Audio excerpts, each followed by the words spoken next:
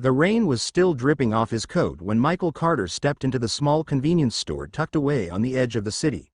It wasn't a place anyone would have expected the CEO of a multi-million-dollar retail empire to be on a random Tuesday morning, but that was the point.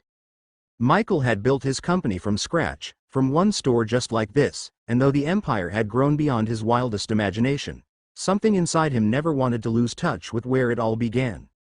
That's why, once a month, he would pick a store at random, dress in jeans and a hoodie, and walk in like any regular customer. He wanted to see what his employees saw. He wanted to feel the reality behind the glossy reports and polished boardroom presentations. This morning, though, something felt different the moment he entered. The aisles were neatly stocked, the smell of fresh coffee hung in the air, and soft music played in the background. But behind the counter, a young woman in her late 20s stood with her hands pressed against her eyes, shoulders trembling. Michael hesitated. He wasn't supposed to interfere too quickly. He usually observed quietly, but the sight of someone openly crying at work cut through his restraint. He approached the counter slowly. "Excuse me," he said gently, as if trying not to startle her. The woman flinched, quickly wiping her face with the back of her sleeve. She tried to force a smile, but her eyes were still red. "I'm sorry. Welcome to Carter's Market. Can I help you with something?" Michael studied her carefully. She wore the company's standard polo shirt, but it was slightly oversized, and her name tag read Sarah. Her voice was tired, as though she had been holding in far more than just tears. "I was just looking for some coffee," he said softly, "but I couldn't help noticing you don't seem okay. Do you want to talk?" Sarah's lips trembled as she shook her head. "I'm fine. Just a rough morning." Michael nodded. He had learned long ago that sometimes people needed space before they needed answers. He grabbed a cup of coffee from the self-serve station, poured in some cream, and returned to the counter. When he placed a $20 bill on the counter for the $2 coffee, Sarah blinked in surprise. "You don't need change?" she asked. "Keep it," Michael said casually. For a second, she almost broke down again. She pressed the bill back toward him. I can't. Store policy. I can't keep tips. They monitor everything here." Michael froze. That was impossible. His policy, had always allowed employees to accept tips at their discretion, especially in small stores like this where they interacted closely with customers.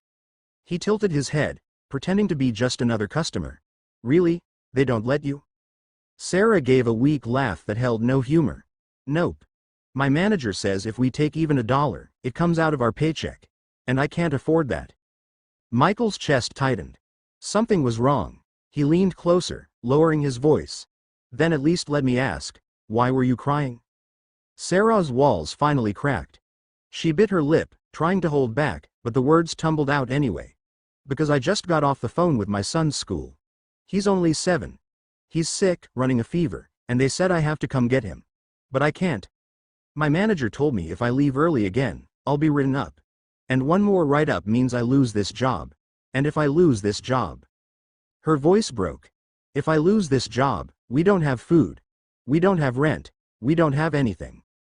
Michael's fingers tightened around the coffee cup. He had built this company on the dream that no one would ever feel like this under his roof. To hear that a single mom, working for him, was being threatened like this, it burned. "What's your manager's name?" he asked carefully. Sarah shook her head quickly, panic flashing in her eyes. "Please don't. I shouldn't have said anything. I just need this job." Michael forced a smile, hiding the storm inside him. "Don't worry. I'm just asking.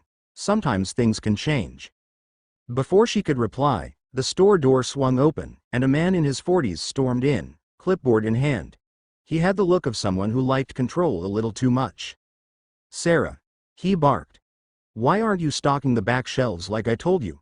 You think standing here gossiping with customers pays your bills?" Sarah flinched, her face flushing with shame. "I'm sorry, Mr. Jacobs. I just needed a minute." "Unbelievable," Jacobs muttered, shaking his head. "You've got one more strike, and you're gone. Don't think I won't do it." Michael's jaw clenched. He wanted to tear off the disguise, reveal himself, and fire the man on the spot. But he had learned patience. Sometimes, people revealed themselves more fully when they thought no one was watching. Instead, he sipped his coffee calmly. "She was helping me. I had some questions. maybe you should cut her some slack." Jacobs sneered. "And who are you? Some charity case. If you knew how lazy she was."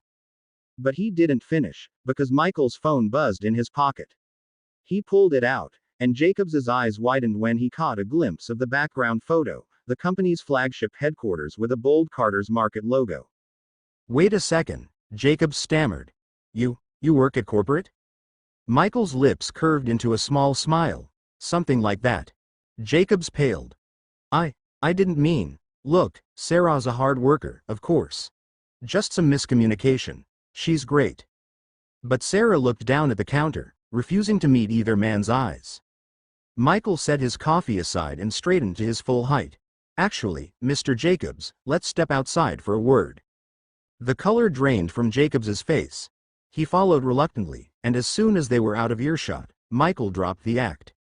"I'm Michael Carter," he said coldly, "founder and CEO of this company, and I just watched you humiliate and threaten one of my employees in front of a customer. Explain yourself." Jacobs's knees nearly buckled. "Yes, sir, rules are rules. She's late sometimes, and we can't afford weakness in staff. And, the tip policy. Well, I thought it was better to keep it strict." Michael's eyes darkened. "You thought wrong.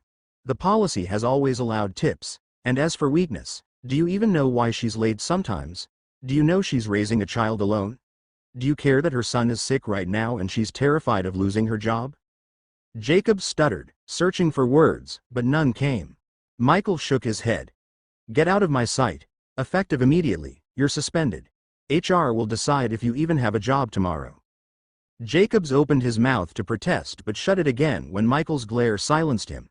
He slunk away, leaving Michael standing alone in the rain-slicked parking lot. When he walked back inside, Sarah looked up nervously. "Is everything okay?" Michael smiled gently. "It will be. Go get your son. Right now. You're not losing your job for being a mother." Tears filled her eyes. But what about the write-up?" "There is no write-up," Michael said firmly. "In fact, starting tomorrow, you'll have flexible hours. And if you need paid time off for your son, you'll have it. That's how this company should work." Sarah blinked at him, confused. "I don't understand. Who are you really?" Michael hesitated, then pulled the hood back from his head. For the first time, she saw him clearly, the face that had appeared in a few company newsletters, though she had never imagined she'd meet him in person. "I'm Michael Carter," he said quietly. "This is my store, and I promise you, it's going to be run differently from now on." For a long moment, Sarah couldn't speak. Then, her voice broke with gratitude. You saved me today." Michael shook his head. "No, Sarah, you saved me. I needed to see the truth. And now that I have, things will change." The truth was, he hadn't just found a crying employee that morning. He had found the soul of his company again, reminding him why he had started all of this in the first place.